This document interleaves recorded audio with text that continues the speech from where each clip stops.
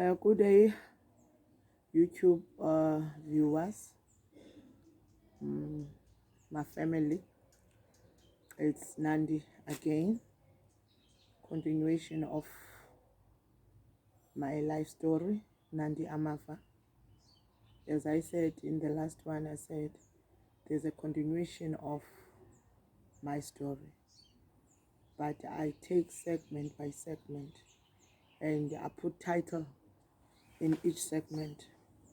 Today, I feel like I'll be talking about grief, death, and dying, because I know I went through those experiences.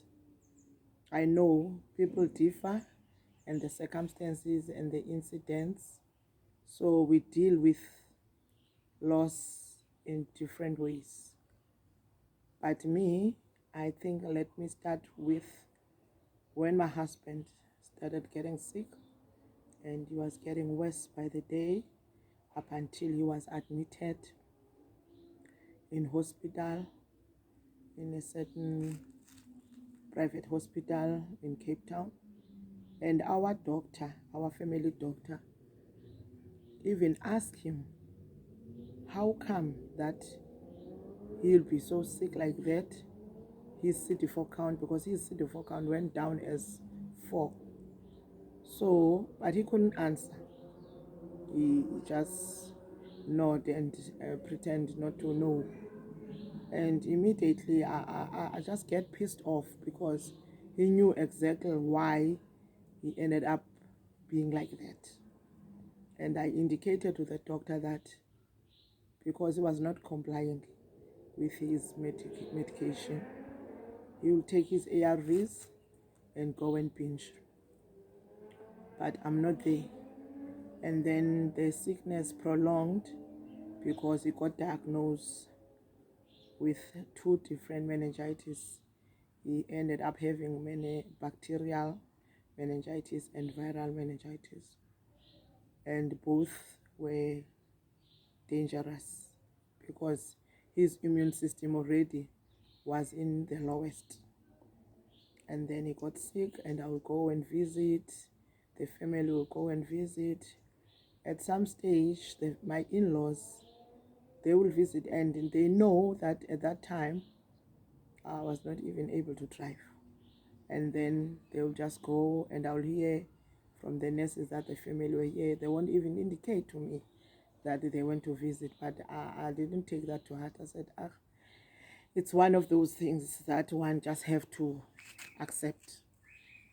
It went as far as the surprise I had when he got admitted, because we're using a certain medical aid, and then I had that impression. But when I took him for hospital to be admitted, I got in the records that he's no longer in that medical aid. And I asked him, what's going on now?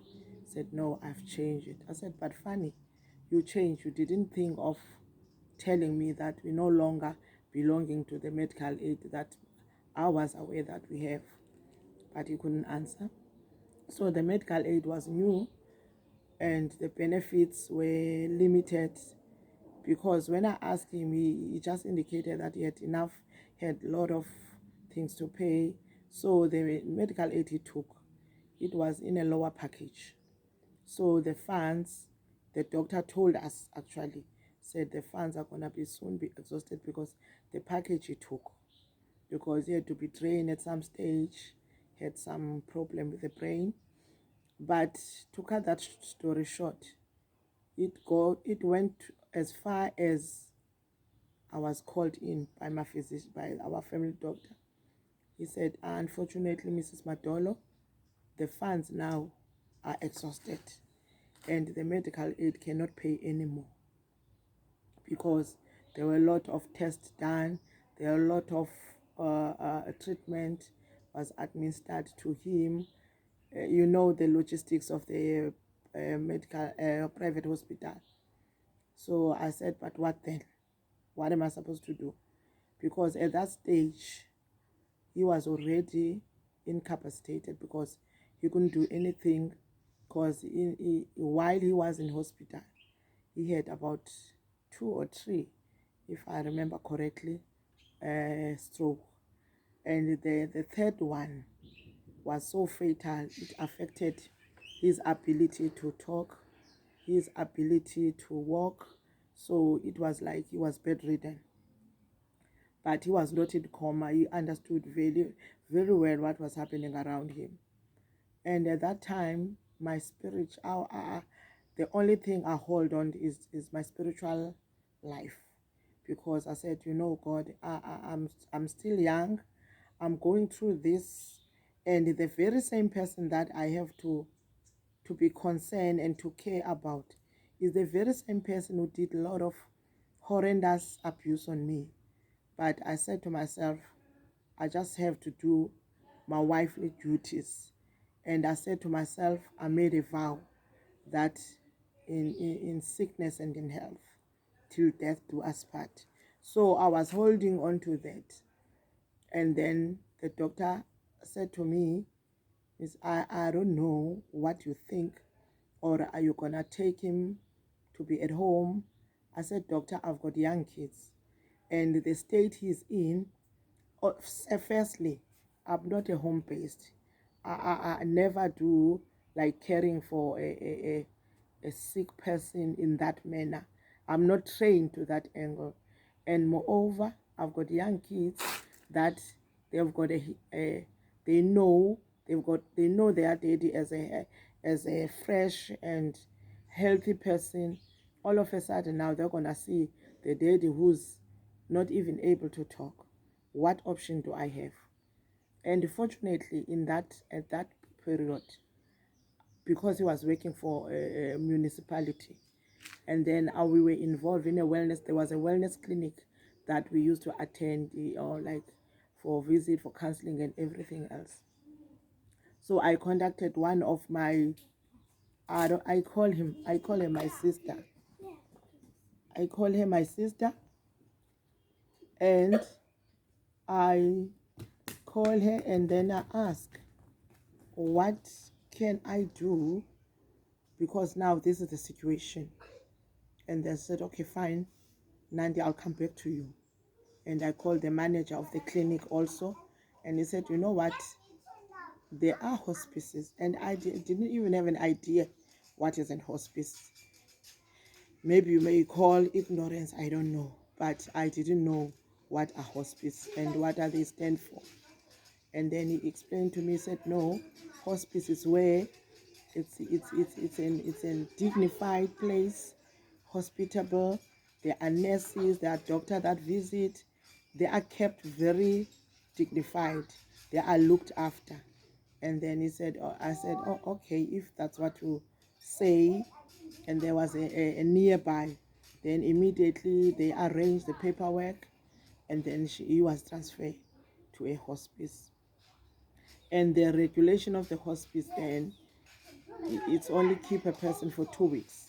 I don't know currently, but then I was told that they keep a person for 2 weeks because it's supposedly to be the place whereby a person, if the person is going to pass on, they assumingly it will take 2 weeks, at least the person will die in peace and dignified, under a lot of supervision and a lot of caring. So I said, okay, but I was keep on praying, because my prayer was, God must give him the second chance, so that whatever decision I make after that, it must be the decision made consciously, and he must also know why I make the decision that I was planning to make. And then he was transferred. After being transferred, the Hayes family were on my case, saying, name calling me, saying all sorts of things, that I'm taking their son, I'm taking their brother, I'm taking their uncle, and I'm hiding him instead of him be looked after in his own house. And they never thought about me and my young kids. What am I supposed to do? There was no one within them that was saying, okay, fine, Tutukane, because it's a name that I was given. Okay, fine. We'll look after him. We'll help you somehow to release the burden, but no one. So I said to myself, I'm not feeling guilty of the decision I'm making, because this is a decision that will be working for me and my kids. And then he was admitted in that hospice. He was there for 2 weeks, but the situation never changed. But there were nurses, there were medical personnel that were looking after him. And after 2 weeks, as I was told, I was called in and I was told that 2 weeks is passed and nothing is happening. They can't keep him longer than that. So, but fortunately, in the midst of that, there was a middle-aged nurse. He said, you know what, I can see you young. And he asked my family. I said, it's a long story. He said, who are you staying with? I said, no, with my kids. And my cousin from time to time will visit. And then he asked the in-laws. I said, no, they come whenever. So they are not people that I can rely on. He said there's another hospice that we can arrange. As a sister in charge, I've got an authority to arrange that. It's in the local area close by. We can transfer him to there. Hopefully God will give him a second chance. But the nurses told me, said, I'm not saying I'm not God. I'm not saying what's going to happen, he's going to pass on or what. But the diagnosis currently, it's not giving any hope. But it will be a miracle. Then he was transferred to that one. He stayed there another. I was visiting every day to check. By that time, he was already in coma. I don't think he could even see me. But when I touch him, he will press my hand. It was a most emotional period of my life. But I have to soldier on, because I have to be strong. When I'm coming back for the kids, they ask how's date. I say, no, date is coming. It's gonna be better. And I know fully that I was lying, because I didn't see any better go. Instead, the sickness was like escalating. And then, unfortunately, after 2 weeks and 3 days, if I remember, my cousin was in my house. I received a call. And then apparently they said that the body got tired and then he passed on. The very first reaction I felt, it was like I'm dreaming. Because at the end of the day, it was like, this is the person who once said to me, he loves me. At the same time, this is the person who was doing all these things that were so ugly. And it gave me that question, was this person at some stage really declared his love? But in any case, he passed on. And I had to do the logistics, and my cousin was there, and my family, like my dad was still alive, my stepmom, immediately were told. They came immediately because he passed on. When he passed on, my family on my side were very supportive. But it was